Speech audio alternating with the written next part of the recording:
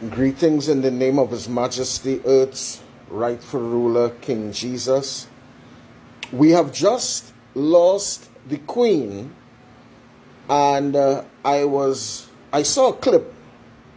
In the funeral of the Queen, there was this man who made, an uproar and requesting that the Queen apologize for the atrocities that she has done to black people. Slavery. Interestingly, I saw on one of our TV stations a morning program that we had a Muslim leader being interviewed about the death of the Queen, and he himself took a particular angle of the Queen and what the Queen has done. And I had to bring to your attention once again, this leader is a Muslim leader. And again, I have to bring to your attention the hypocrisy of Islam.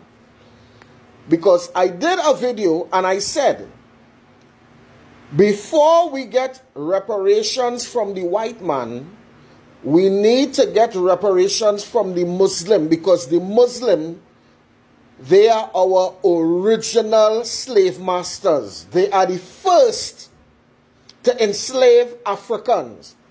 And it is hypocrisy of Muslim leaders to go on TV stations to speak as though they are so concerned about black people and the freedom of black people when they will not deal with the genocide that Islam committed against Africans. I'm reading an excerpt from a book called Islam's Black Slaves, written by Ronald Siegel. Hear what he says.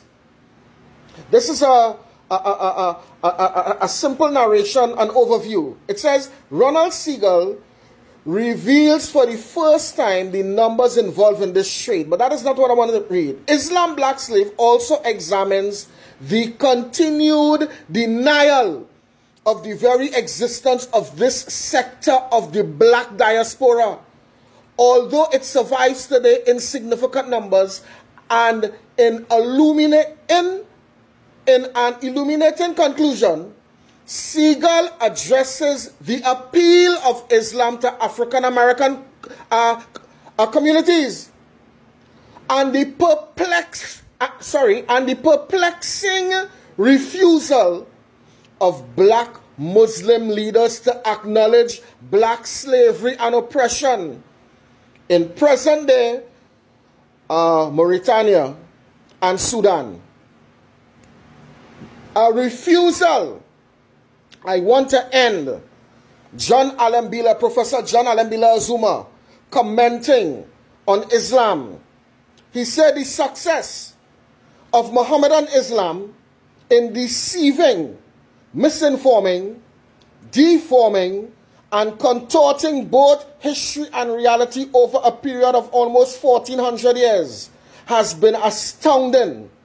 That is until now. Professor John Alembila Azuma, he went on to say the worst, most inhumane and more diabolical institution of the black African slave trade was initiated, refined, perpetrated, and implemented by the Mohammedan Arabs, later aided and abetted by the black converts to Mohammedan Islam. These hypocrites, these Muslim leaders. And I posted something with Marcus Garvey, Marcus Garvey's son, dealing with the Arab slave trade. So it's not that we don't want reparations from the Queen. The first persons, the first people to give reparations to the African are these Muslims. They are the original slave masters.